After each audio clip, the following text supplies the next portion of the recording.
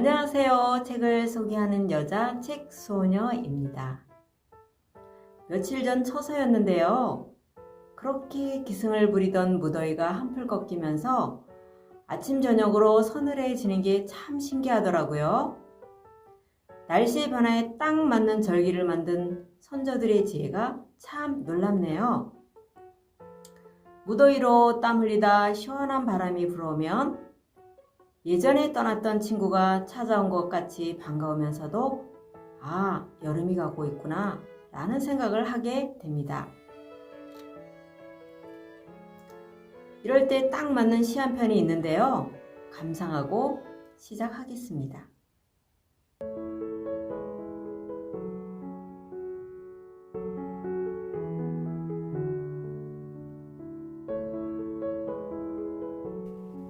(8월의) 시 오세영.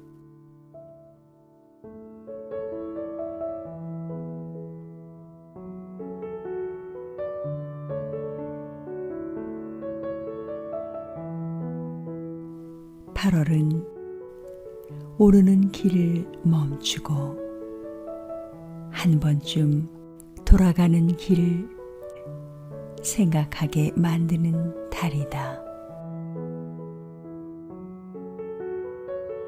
피는 꽃이 지는 꽃을 만나듯 가는 파도가 오는 파도를 만나듯 인생이란 가는 것이 또한 오는 것.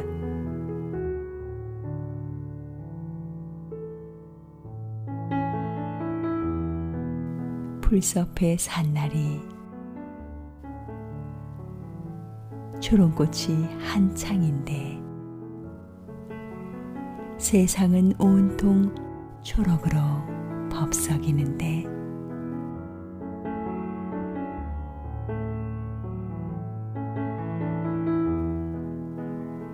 (8월은) 정상에 오르기 전 한 번쯤 녹음에 지쳐 단풍이 드는 가을산을 생각하는 달이다.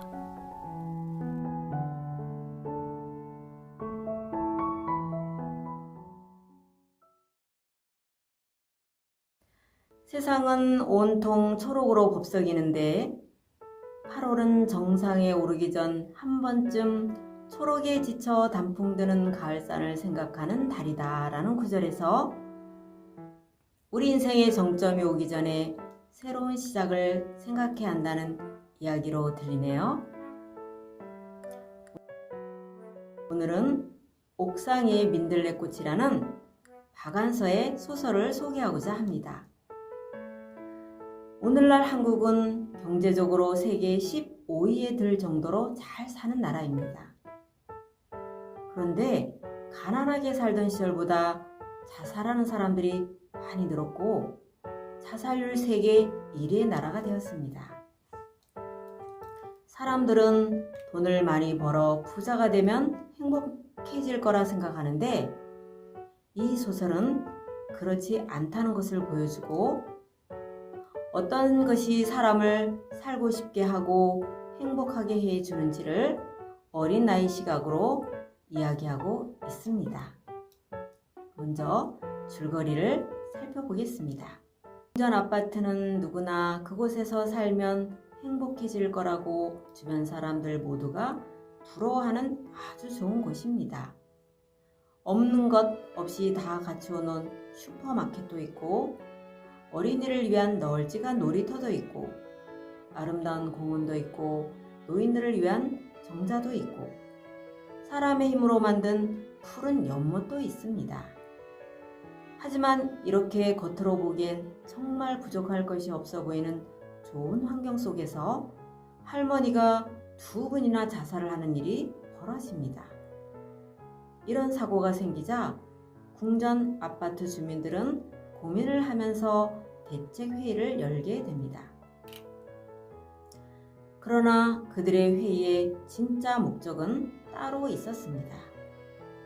자살을 한 할머니에 대한 걱정과 관심이 아닌 아파트 값의 하락과 자신들이 볼 피해와 같은 당장 눈앞에 닥칠 것들 때문이었습니다. 이들은 모이자마자 회의의 명칭에 대한 견해의 이견을 보입니다. 사고수습 대책회의가 어떠냐는 의견이 나왔지만 사고만 나는 아파트로 인식되면 아파트 값이 떨어지니 안 된다.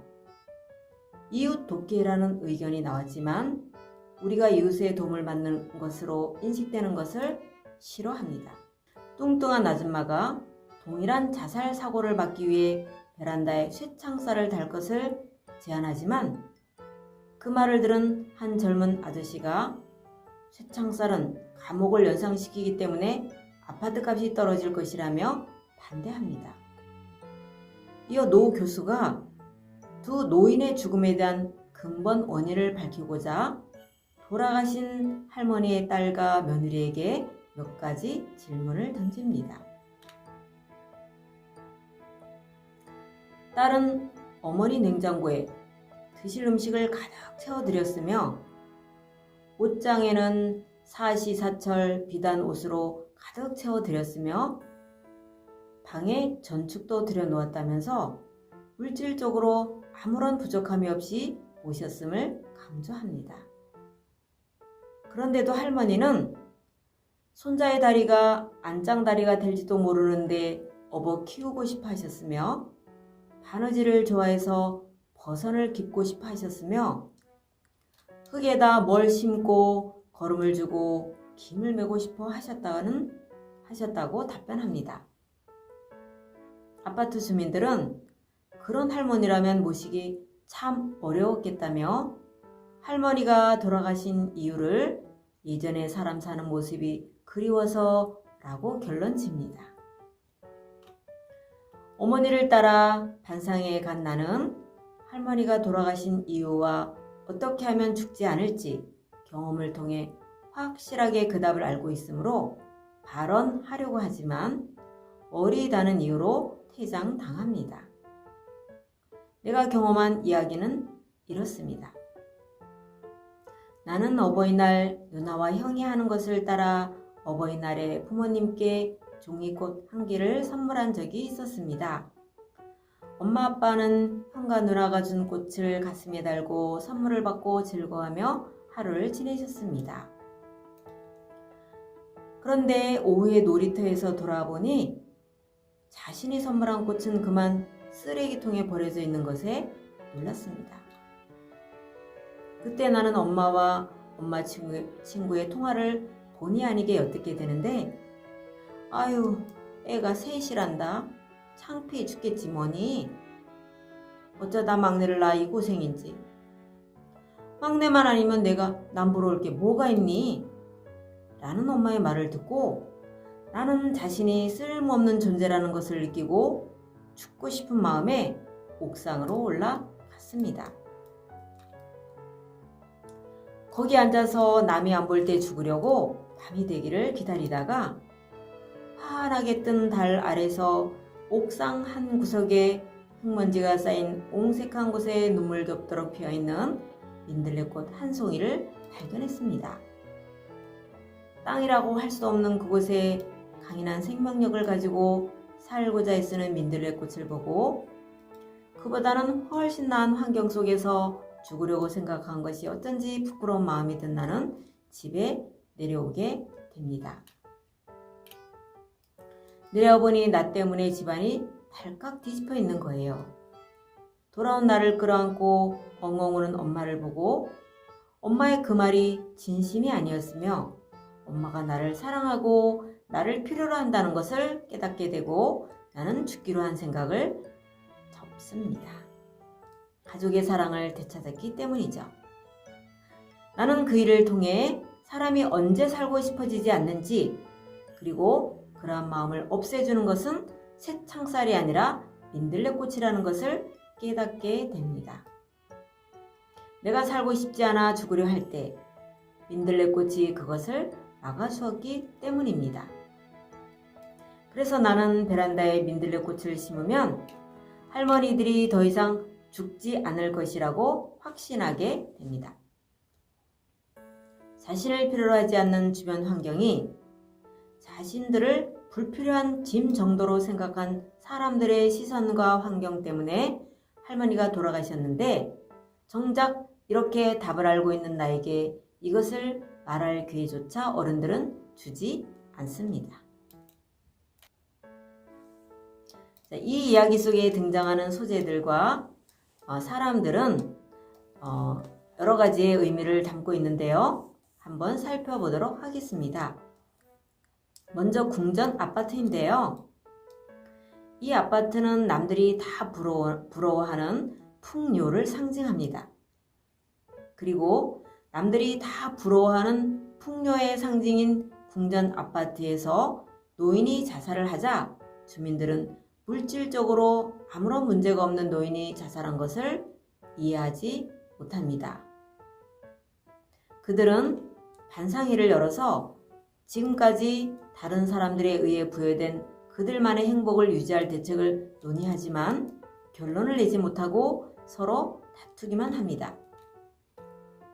그 이유는 노인이 자살한 이유와 해결 방안을 물질적인 측면에서만 접근하여 찾고자 했기 때문입니다. 궁전 아파트 주민들은 스스로 행복을 느끼기보다는 다른 사람들이 그 아파트를 소유한 자신들을 부러워하는 데서 행복을 느낍니다. 남의 눈에 비춰진 행복을 진짜라고 느끼며 서로 돕는 일이란 가난하고 불쌍한 사람들이 하는 일쯤으로 생각하는 궁전 아파트 주민들은 현대인의 모습을 잘 보여주고 있습니다. 다음은 쇠창살과 민들레꽃인데요. 이들이 회의를 통해 자살 예방책으로 내놓은 것은 생명을 지키는 안전 환경 조성, 가족의 회복이 아니라 베란다에 쇠창살을 달자는 것이었는데, 이 쇠창살은 인간 사이의 무정함, 각박함, 사람 사이의 단절과 소외, 비인간적인 것을 의미합니다. 긴 회의를 통해 내놓은 대안은 문제의 본질을 비켜간 해법이었다는 거죠. 하지만 생명을 살리는 것은 차가운 문명의 산물인 쇠창살이 아니라 가녀린 민들레 꽃 한 송이였습니다. 옥상에 흙먼지가 쌓여 한 줌의 흙이 되자 그 척박하고 웅색한 곳에 뿌리를 내리고 노랗게 핀 민들레꽃은 강인한 생명력과 삶의 소중함을 의미하는데요. 궁전 아파트의 평수에 비해 비교할 수 없이 작은 흙 한 주미에 피어있는 민들레꽃은 삶의 희망과 가족 간의 사랑을 일깨우는 소재라고 볼 수 있습니다. 차가운 시멘트 옥상 위에 핀 작고 초라한 민들레꽃 한 송이는 문명사회에서 인간됨을 잃지 않게 해주는 의미 있는 존재입니다. 비단 글 속의 할머니뿐만 아니라 우리 모두에게 필요한 것은 물질적인 것들만이 아닌 주변 사람들의 세심한 사랑과 관심과 배려라는 것을 알 수 있습니다. 이 소설에서 제기하고 있는 문제는 현대 사회의 비인간적인 모습인 이웃 간의 정과 관심의 부족, 소외에 관한 것인데요. 작가는 순수한 어린 아이인 나의 눈에 비친 어른사의 모습을 잘 그려내고 있으며 노인 소외, 물질 만능 사상을 비롯한 사회 문제점을 상징적으로 비판하고 있습니다. 물질로 행복해지는 것이 아니라 그 마음을 헤아리고 마음이 소통될 때 행복해질 수 있다는 것을 보여주는 동화 하나가 있는데요. 보시고 마무리하겠습니다.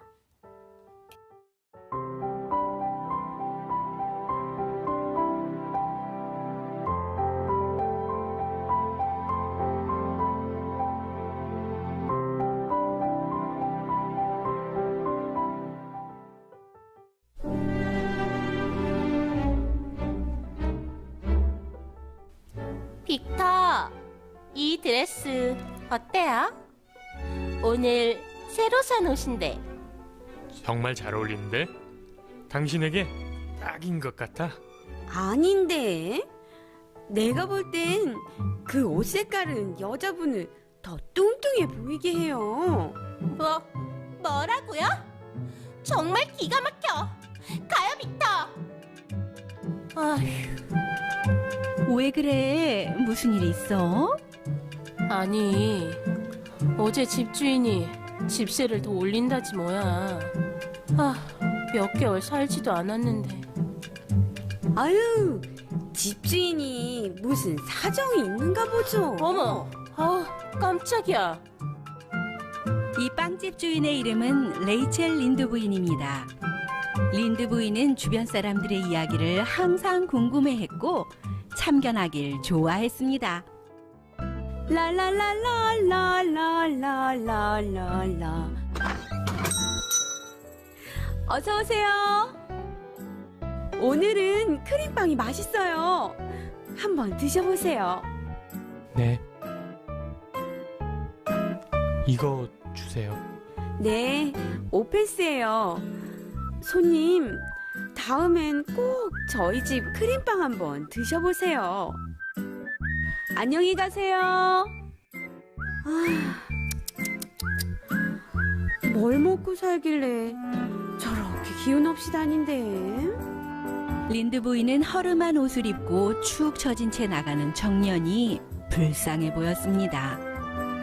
다음 날이 되었습니다. 어서 오세요. 어머, 또 오셨네. 네. 오펜스예요. 오늘도 마른 빵을 사가시네요. 네. 이게 좋아요. 아유, 크림빵이 영양엔 더 좋을 텐데. 하루 이틀, 사흘, 나흘. 청년은 한 달이 넘도록 저녁 6시가 되면 빵집에 들러 마른 빵을 사갔습니다. 아휴, 무슨 일 있어요? 린드 부인? 아유, 그런 게 아니라 맨날 마른 빵을 사가는 청년이 있는데 크림빵으로 준다고 해도 괜찮다면서 맛없는 마른 빵만 사가잖아요. 에이, 또 난 뭐라고. 뭐 개인 취향이 있는 건데 그 빵이 좋을 수도 있죠.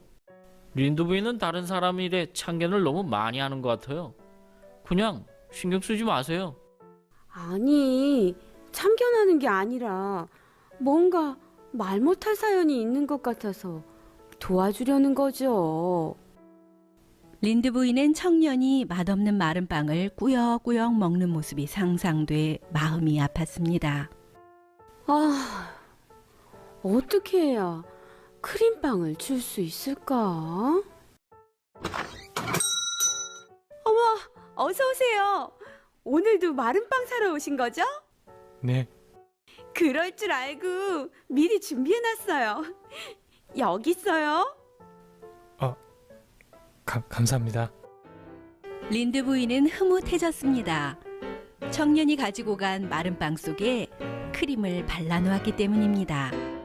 청년이 빵을 먹다가 빵 속에 크림을 보고 감격할 모습을 상상하며 린드 부인은 행복해졌습니다. 주인 아줌마 어딨어? 당장 나와! 청년은 잔뜩 화가 난 모습으로 빵가게에 나타났습니다. 아니, 왜 그러세요? 왜? 왜 그래?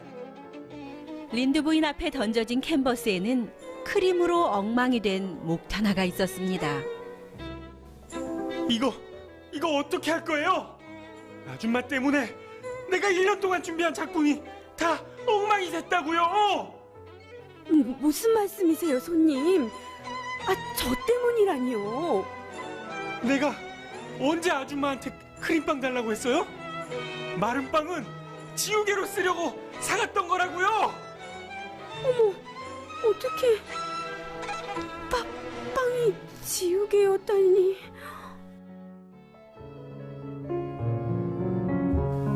린드 부인이 청년 몰래 빵 안에 버터를 발라준 배려가 오히려 청년의 일을 망치게 한 것입니다. 상대방의 마음을 알지 못하면 기쁘게 할 수 없습니다.